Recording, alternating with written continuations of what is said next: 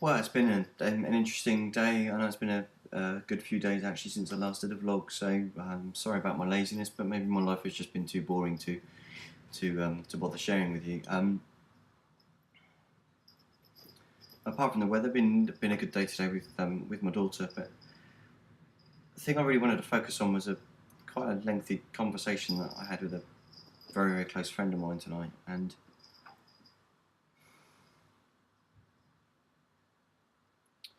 sometimes there are times in our lives where all of us feel feel weak, or feel we don't have energy, or we feel that we can't get things done, and then get perhaps frustrated with ourselves for not getting things done. And there are also times when perhaps we feel the world's closing in on us, that everyone's out to get us.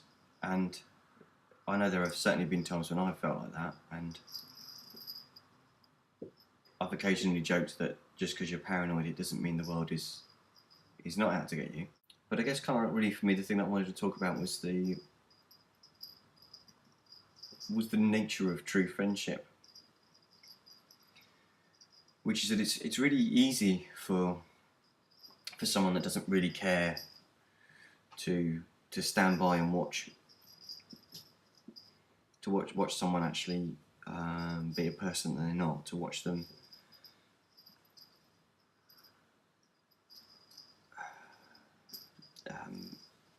be really quite emotionally and overreact to people, and take a lot of things to heart, and react in ways that aren't really of their norm for their character. Person that really wouldn't give a monkeys about anyone would just sit back and allow that to happen, and probably just sit and bitch at how awful this other person was. But I'm trying to tell myself that I'm confident that I'm right in this, that my reasons are sincere and my reasons are right. Maybe my execution needs some work. But that having seen someone that's reacting that way, that's obviously in that sort of situation, and having been in that sort of situation myself, the thing that really hurt me was that people that I thought were my friends just didn't tell me, didn't tackle it with me. And that might be for various reasons. They might have felt that they couldn't, they might have felt that they weren't that strong a friend, or they might have felt that they just didn't know how to approach it with me, the fact that they were worried about upsetting me even more. I've chosen to say to my friend that, you know, you reacting this way isn't really normally like you, and actually it's an overreaction, and it's not really doing you any favours, and it's not helping you. I don't think I quite put it that way, but that's kind of the situation, is that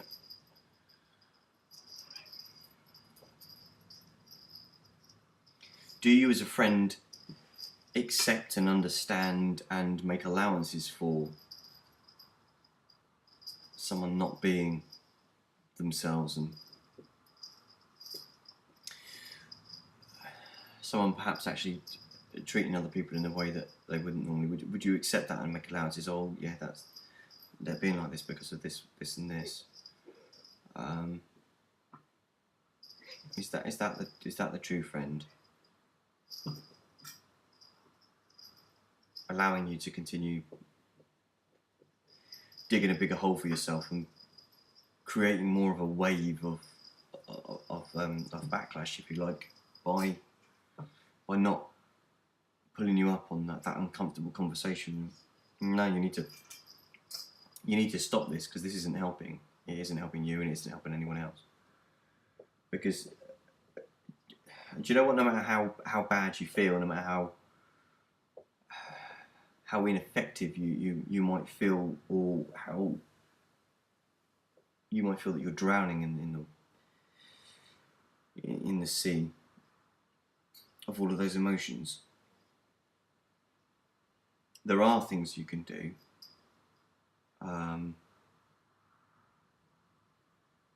And you can, no matter how impossible it might feel or how you might not know how to, find ways to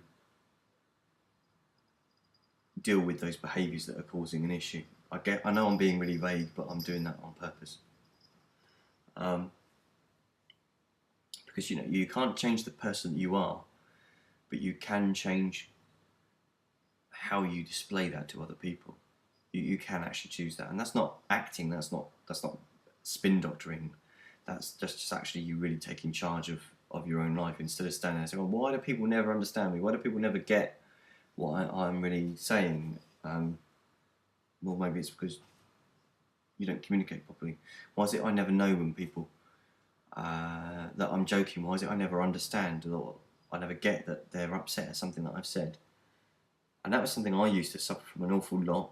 I'm sure there are times when I still do it now. But someone gave me some very crucial advice once, and that was, and it was actually because of my insecurity of actually saying things that I knew were perhaps slightly uncomfortable situations. I wouldn't make eye contact with people. I wouldn't look at them while I was doing that.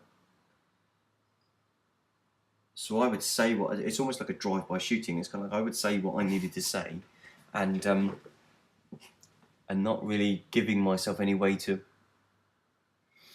take on board how that message was getting home, how they were reacting to that, because I just wasn't watching their body language. I wasn't looking at them, and that simple thing changed how I communicate with people, because I make an effort to do that now.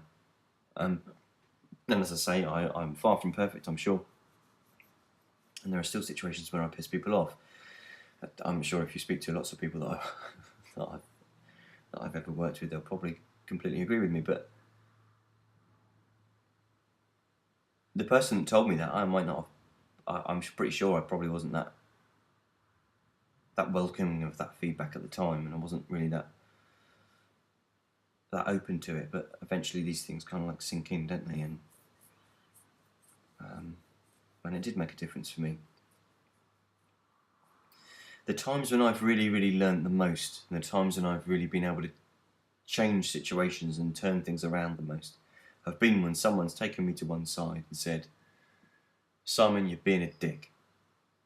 They probably explained it a bit more subtly than that, but pretty much they've really told me where the barriers are. They've told me where the line is, and that I've crossed it. And that's not always been a very comfortable conversation to have. It's not always been a conversation that I've immediately received that well. But I've always come away respecting those people for doing that, and knowing that they really had my interests at heart. Because it's one thing to say to people, you're just being a bleep, and I hate you because you're just useless, or you're just an arsehole. But someone that really cares will tell you, but will tell you in a way that you will eventually come to accept. And one of the things I've also come to understand over time is that sometimes people don't take in the message that you give them at the time. I used to try an awful lot to get my point across again, because it wasn't sinking in the first time, and how that came across was I was just trying to railroad or bully them into actually changing their point of view. And actually they're not thinking rationally at that point. They're usually actually in quite an emotional state, so they need to go away, chill out, and calm down. In much the same way that if I'm really, really annoyed and someone says to me, Simon, stop, you're being a dick, I'm not always in the,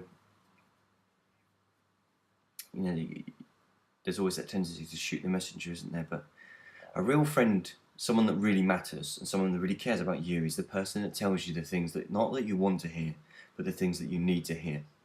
And that doesn't always make them the most popular person in your life, but it makes them a very valuable person in your life. And I really, really genuinely hope that this friend of mine that's really not in a good place right now, that he's feeling really vulnerable and really got at, can deal with the things that they need to deal with in their life, can find ways to either change the things that they think they can't change at the moment, or to learn to accept them. Because if you look at yourself in the mirror, you've either got to learn to like what you see, to accept what you see, or you've got to learn to change it. So you either change what you see or change how you perceive it. And I guess kind of that's the thing, isn't it? Is that kind of like the trick to happiness, is that people that are content are usually quite happy, because they don't want or strive for things that are like then they're going to fail at. And somewhere between, people that are all constantly striving for things that are always out of their reach might achieve lots of things, but aren't actually happy because they don't sit and revel in the achievement. Again, there's got to be a balance like everything else in life, so that's got to be really, really important. But someone that really matters, someone that really cares, is willing to be unpopular, is willing to tell you the thing that you don't want to hear. It's worth thinking about that, because I think we all shoot the messenger. I know I do. And sometimes maybe we need to take time to have a lot more faith in people's reasons for doing things, because people are not generically bad or evil or have poor motivations. They sometimes do things that upset people, sometimes without realising it, and sometimes with an entirely different intention, but they didn't know what the consequences were going to be. People aren't inherently bad. People are actually inherently really, really good. And this conversation that I've had with my friend tonight has helped me realise that as well, because we've been through difficult situations, and of all of the problems that we were having, and of all the trials and stresses that there were, I always had an unshakable faith that the people that were around us were going to make it work, because they were the best people to be doing it. Human endeavour is a fantastic thing, isn't it? We're capable of so many awful things, but so much brilliance. If people can be inventive enough, if a group of Americans can be inventive enough to get man to the moon and back again, but also be inventive enough to get 3 stranded astronauts and from the Apollo 13 situation back to the planet safely again, then there's nothing really in my life that should be impossible, because I surround myself with very, very good people that have good hearts, that have good passion. And all of us get things wrong, but it's the reason that makes the difference.